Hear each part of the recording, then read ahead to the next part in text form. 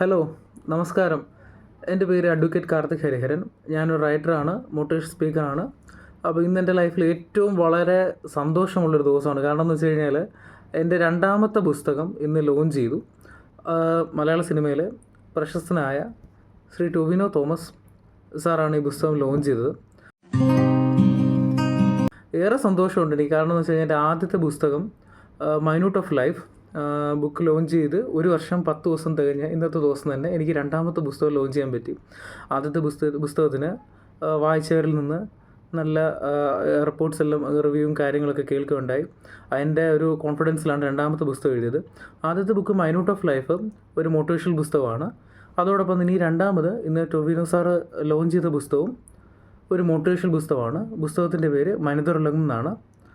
എല്ലാവർക്കും നന്ദി, നമസ്കാരം.